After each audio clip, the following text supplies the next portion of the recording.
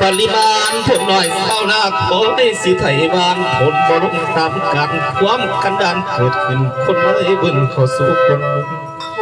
พากันหนีจากถิ่นซุ้มบ้านป่าอวยหน้าเขินไปหาเงินได้บ้านหลวงเสียงดวงน้ำนนเอวว่าเลี้ยวเมื่อคนเล่าเล่าในสูงกะบ่ทอคนเมืองลาวเดมาโซอยู่ในกรุงเทพกวงตุ้งลุงคนแห่งนี้บางคนขับแท็กซี่จนตาตีนี้ความจน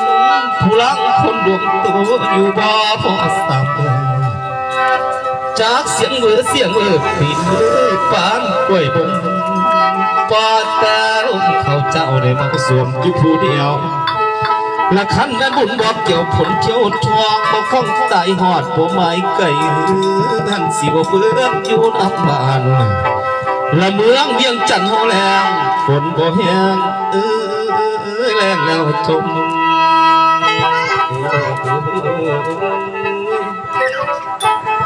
เมื่อบ้านนี้เมืองอีสานเฮาแรงฝนบ่แห้งแรงแล้วจม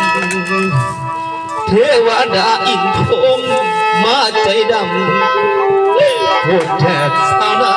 แก่อยู่บ่เป็นเห็นว่าเฮาเที่ยวเล่นเห็นเฮาทุกคนสุขใจสั่นโบเอาลงไหลน้ำแฟนแต่ละบำน้ำมาว่าถึงเวลาใครป้องของแปลวแล้วบ่เบิ่ง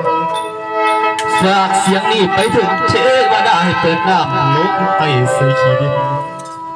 พวกสาวนาแดนดินสินหวังสูงละกำหมอแค้นคุยน้อยองหำ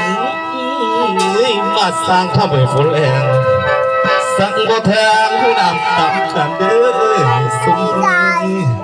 หรือเมากุ้งดอกเกี่ยวกอน้องเมียน้อยบ่ปล่อยฝน